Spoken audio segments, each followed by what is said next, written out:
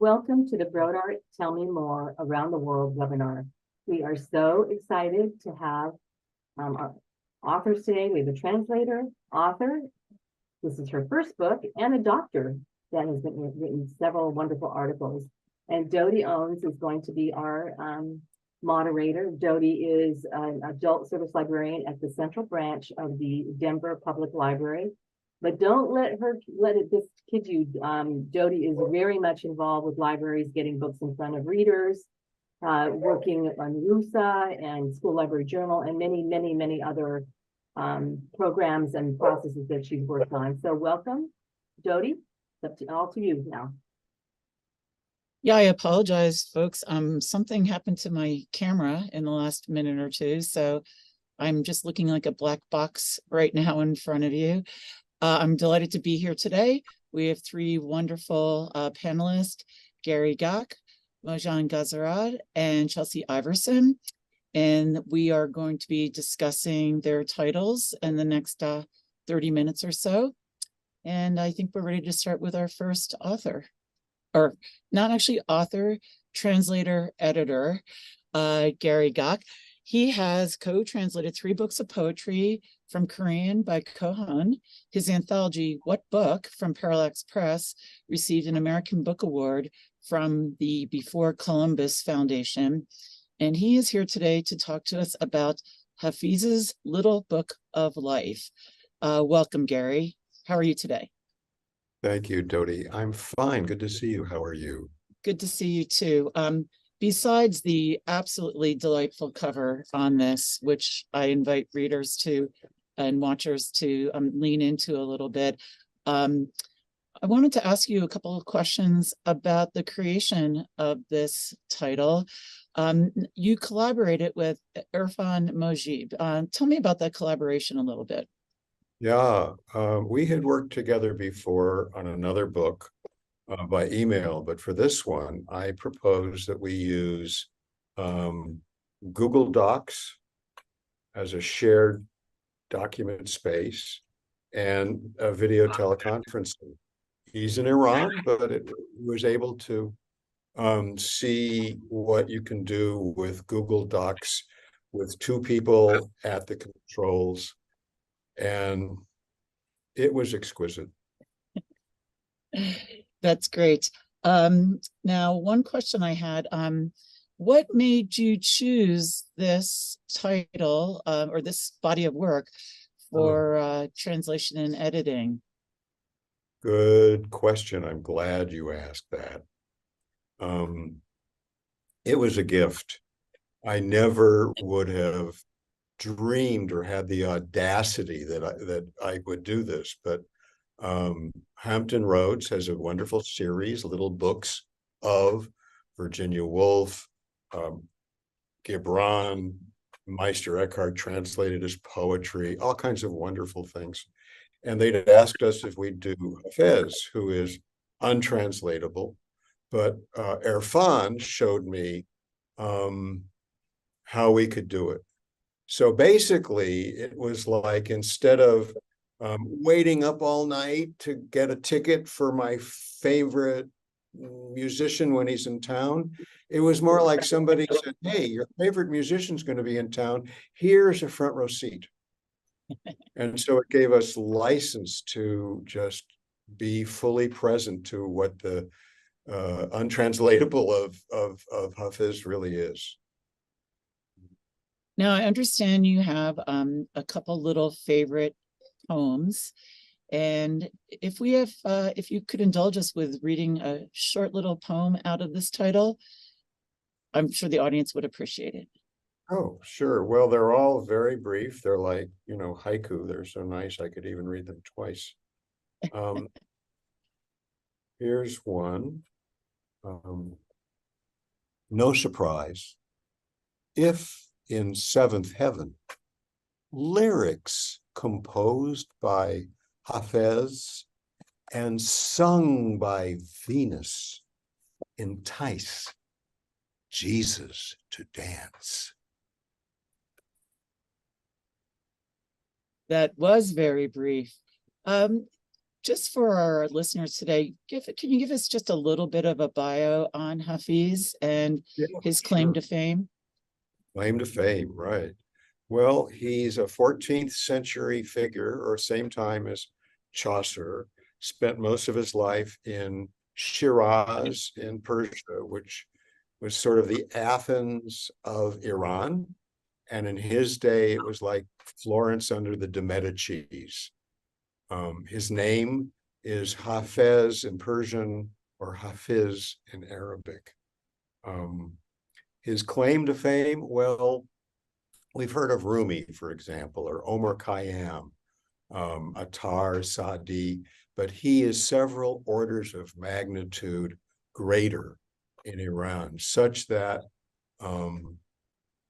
if I were to visit a home in Iran and look in the bookshelf, I'd probably find two books, a Quran and Hafez. And whether the Quran has been opened or not, none of my business, right? But the Hafez is sure to be dog-eared because everybody memorizes it, quotes it in daily life. And New Year's is a wonderful contest, a game where one person will say a line from the book of 500 lyrics. Somebody else has to then say a new line beginning with the last line of the previous poem. So he is the cultural avatar, if you will, of Persian poetry and philosophy. That sounds like a wonderful New Year's Eve tradition. That's terrific.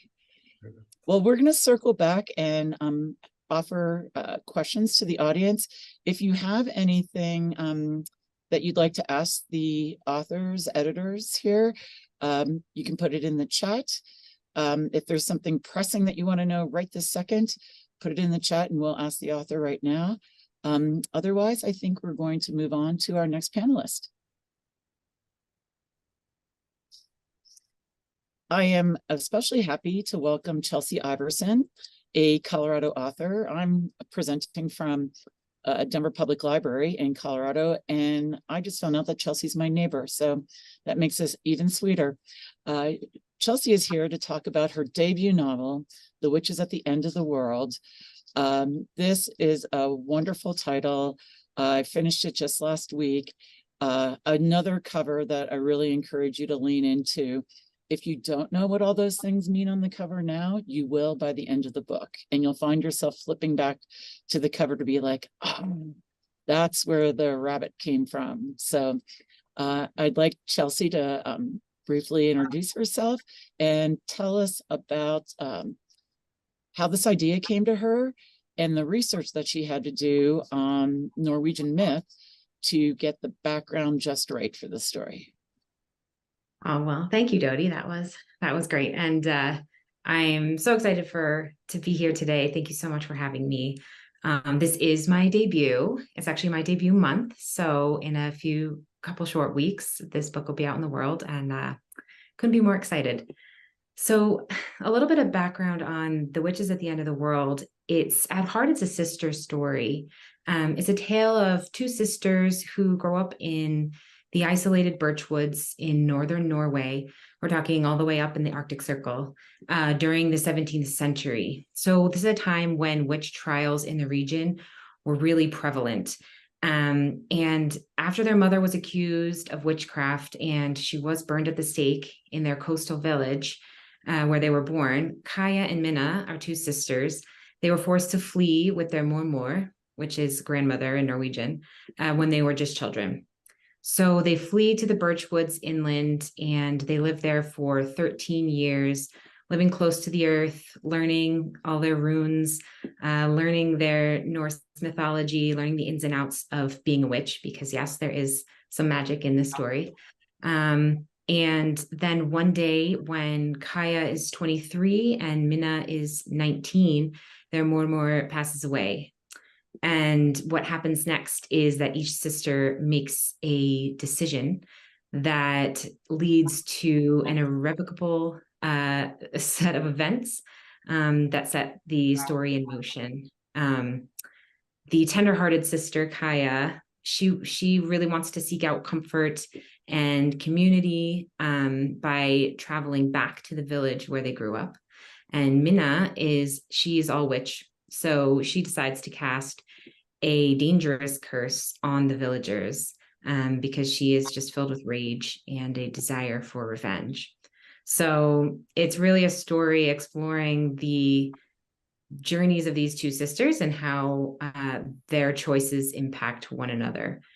So this is my debut, really exciting. And it came to me, actually, it's funny because I've been living in Colorado for a couple of years now, and it was my first winter in Colorado. So snowy, dark, and I kind of got these sort of witchy vibes. And I had the idea of two sisters who sort of are very different, who betray each other and have to kind of learn forgiveness and overcome vengeance and revenge. So this story came to me from that. And I also have a lot of inspiration from my real life because I have 3 sisters.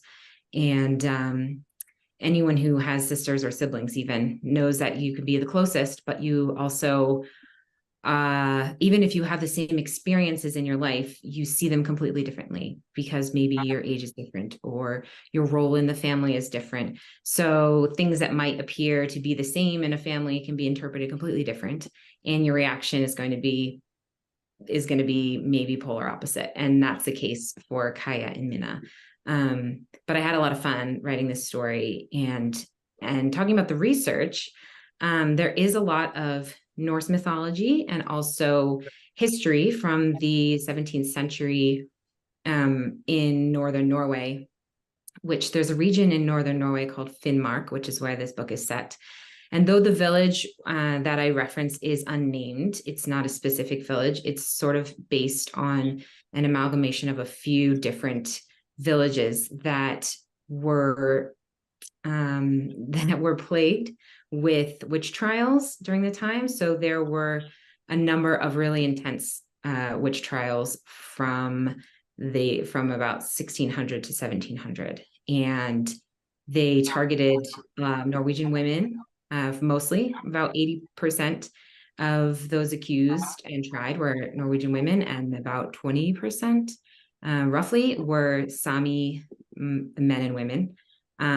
And just a quick aside, Sami are the indigenous population up in northern Norway. And there are communities of Sami still thriving today, and Sami are integrated with Norwegian communities today. But they face a lot of prejudice, and they have throughout their entire history. So there's a lot of prejudice against the Sami, even still today. It's definitely a lot better, but yeah, back in the 17th century, it was a very bleak time to be living up there, with an influx of Christian religion, and this sort of innate Norse paganism, that I think a lot of what the church was trying to do was kind of stamp that out a little bit. And it just so happened that, Norwegian women and some of these Sami got caught up in these terrible, terrible trials. So doing some reading meant reading some old court cases, where I got to read some really interesting confessions. There are some scholars who've done lots of great work on this, but reading some of the confessions that some of the accused confessed to was just absolutely fascinating and completely bizarre. And it would be definitely worth looking into if anyone is interested in the history up there, because it was just, some of the things, and they were confessing to some of these crimes under extreme torture. So there were not a lot of women who were killed if you look at the grand scheme of the European witch trials, but ratio wise, there was about 3,000 people living in the region at the time, and roughly 137 people were killed. So ratio wise is kind of a large number. Anyway, the research was really, really interesting, and diving into some Norse mythology was also really cool. Some of the magic that I used, it's really ingrained in folk magic. It's not sort of wand waving magic or, you know, that kind of thing. It's definitely grounded in some real folk magic that was used at the time, even some more recent Wiccan magic that is used today. So I had a lot of fun creating this story and writing this novel, and I'm super excited for it to come out, and I hope people enjoy it. I have a question for you about one of my favorite characters in the book, and that is the aunt that Kaya stays with when she moves to the village. And this aunt may not be familial, but an aunt or an aunt nonetheless. She seems to really understand the line you have to walk between acknowledging magic and surviving in that small community. The magic, like you mentioned, it's not the kind of magic that happens with oops. So in the small village, the magic is really it's nature. The witchiness taps into weather and plants and animals. And again, the ant seems to understand that the magic power doesn't exist just within the individual, it's in the whole environment around them. And that relationship between the practicality of living in the village and Minna, the witchy witch, her almost ignorance of that any other kind of lifestyle exist, really sets a really good comparison for the two sisters. And did you have a favorite aunt that always seemed to like be able to calm the girls down? Gosh, I wish. No, I didn't. Tante Tilda, who's the aunt you're talking about, she almost felt like a necessary kind of character to represent a tie for these these women to the village where they grew up. Because without her, Kaya would have gone to the village and kind of floated around with nothing holding her there, no history, no guidance. And she would have really suffered because even her not necessarily showing everyone her witchy side, being an outsider in a really small, tight-knit community was suspicious, considered suspicious at the time, especially because talk of witches was sort of really at the surface. So you had to be careful, especially as a foreign woman. So Tante Tilda is sort of, you know, she definitely understands, she grew up with their Mormor, and she understands the ins and outs of how to kind of hide your inner witch, and in order to survive. And actually that's a major theme throughout the book, that and exploring is basically survival and doing what needs to be done in order to survive. Because being close to the earth, like you said, and using some of this folk magic is not just a way to sort of get in touch with your inner witch. It's also a way to survive for both sisters. And Minna in particular lives out in the woods for longer than Kaya does. And she has to sort of learn to control that inner witch, and really does tap into that more natural world. So yeah, so that was kind of that was born from some of that folk magic that people were actually doing at the time. Of course, it wasn't, you know, resulting in magic, but people were definitely relying on spells and curses even, and things to protect their home and other things to protect their animals. So this folk magic is not, I didn't invent it, but I did invent the magic part of it. And I had a lot of fun with it with both sisters. Thank you, Chelsea. I think readers are really going to enjoy this title. Any book that has magic always entices me, but this has sisterly love. It has a love story in it. It has betrayal. It's very atmospheric, and I think it's going to be a perfect book for people to curl up with while they're waiting for trick-or-treaters, maybe on Halloween. So, all right, let's move on to our next author. I'd like to welcome Mojan Gazarad, and she is the author of The House on Sun Street. She is a neonatalist, which I am in awe of that, and an assistant professor of pediatrics at the George Washington University. And this is also a debut, and a little bit like Chelsea's book, this is also about a young woman who's looking for a way to survive in a very difficult time in Iran during the revolution. Welcome, and why don't you give us just a couple of minutes what inspired you to write this, and about how autobiographical it might be. Thank you so much, Dodi, for inviting me to this webinar. It's a pleasure to be here. Yes, so as everybody questions me about whether this is like a kind of a sort of a memoir or an autobiographical novel, I have to say that, well, this is a book that is based on my own life experiences that I've had during my childhood in Iran and during the revolution and the years of war after that in Iran.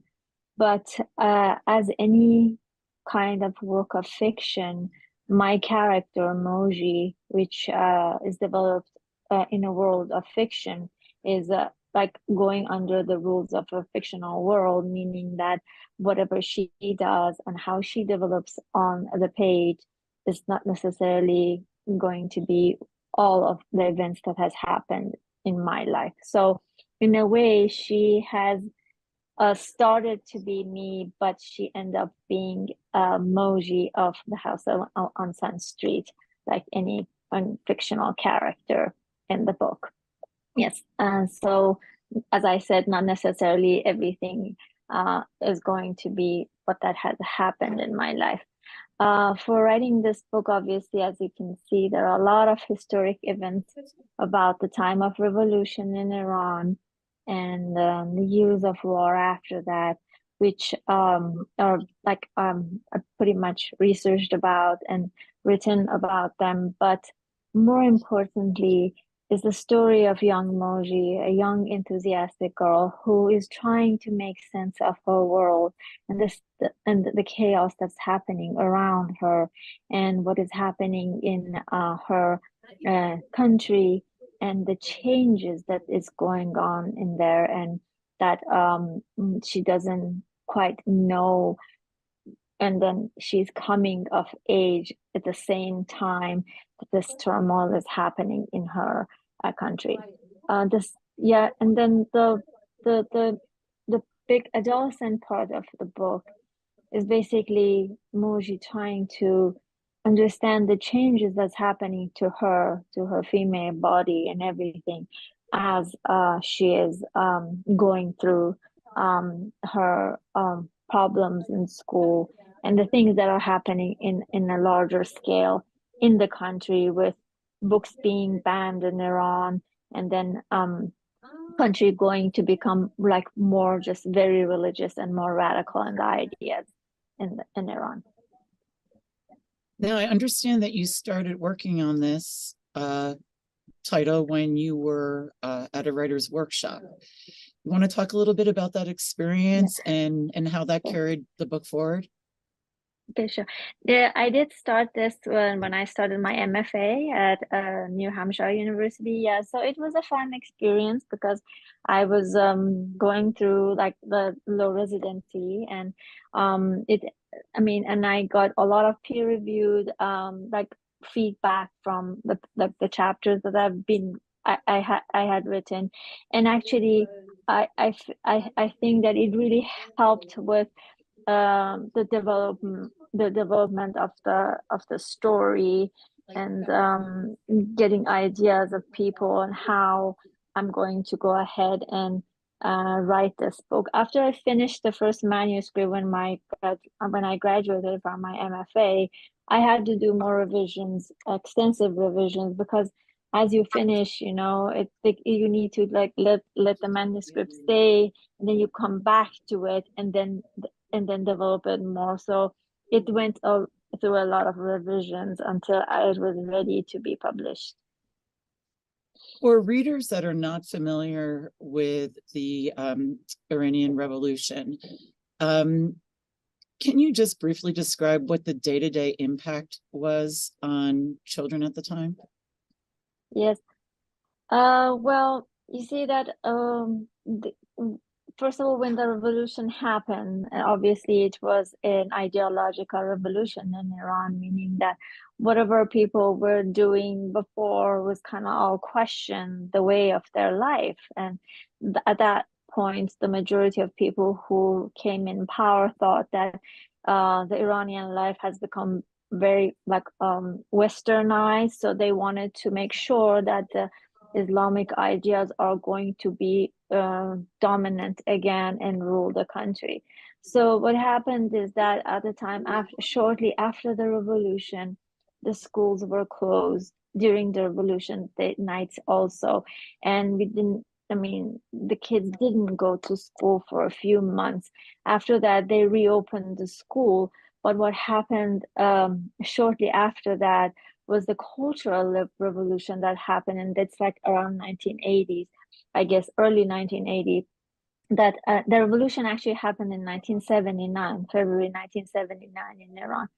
But then in 1980, they decided that they are going to close all universities. So the universities, colleges, everything, all were closed for 2 years until the professors, the doctors, whoever was working there, have gone through extensive background checks, and if they're deemed like appropriate and suitable based on the new Islamic principles, were allowed to come back and work. So many professors, doctors, knowledgeable people left Iran at that point because they couldn't work anymore.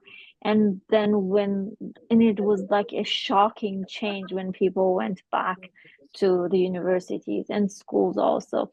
So in the story, as you can see, Moji is getting to a new high school, which apparently has been closed for a few years, just to make sure, again, the teachers are going under like extensive background checks and seeing what's happening with them.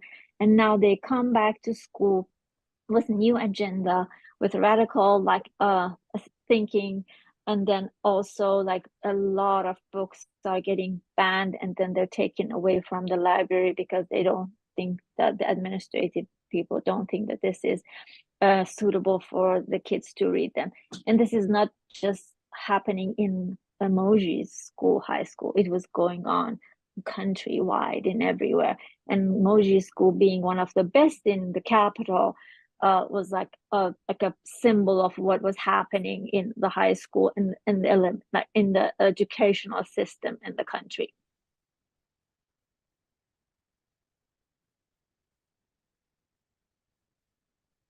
Dodi, I don't think we listened. Okay, sorry, I hit the wrong button. That's okay. The Moji's grandfather is a really important character in this, and you do say it's based somewhat on your own grandfather. How did that relationship affect your ability to write this book? Okay. Well, I think that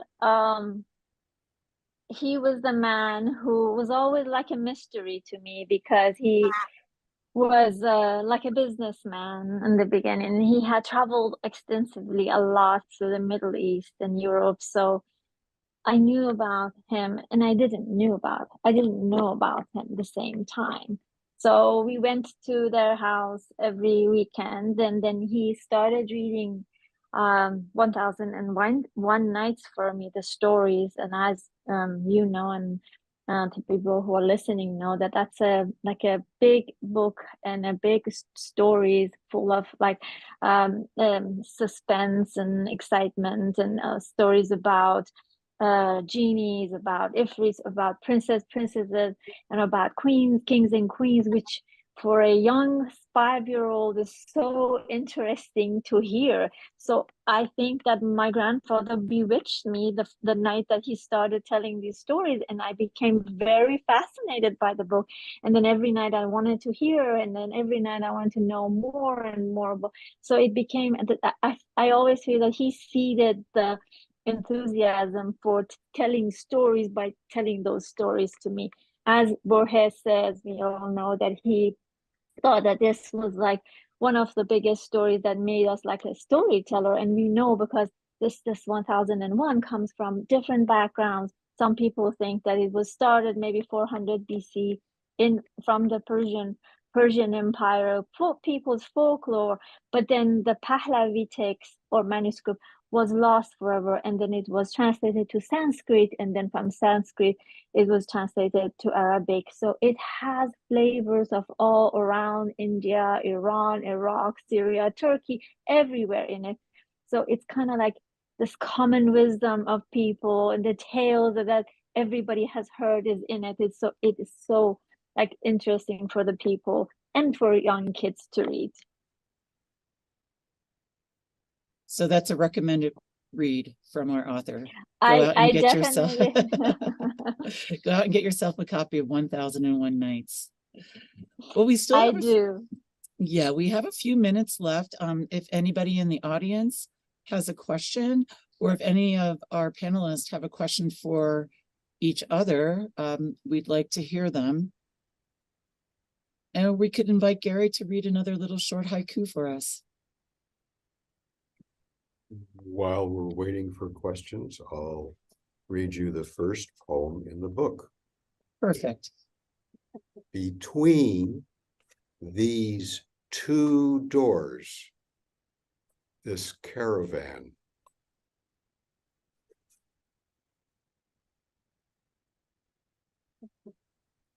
On that note, thank you, everyone. It's quite a nice mixture of culture and fiction and nonfiction. I can't wait to dig into each one of them. And I love the fact that we're learning something new today. The books are available through Broadart, and I want to thank all of you for joining us today. This is recorded, and we will send out copies to everyone. And sorry that you don't have any questions. You have the authors right here, but this is very exciting. And thank you, everyone, for joining us. And we will say goodbye now. I do want to give one quick plug. It's National Banned Books Week. So I encourage everyone to go read a book that you're not supposed to read, because that makes it even that much more delicious. And keep an eye on your local school boards and your library boards. They need your support and help to keep books in our classrooms and in our libraries. Thank you, everyone. Thank you all. Thank you. Bye-bye. Bye.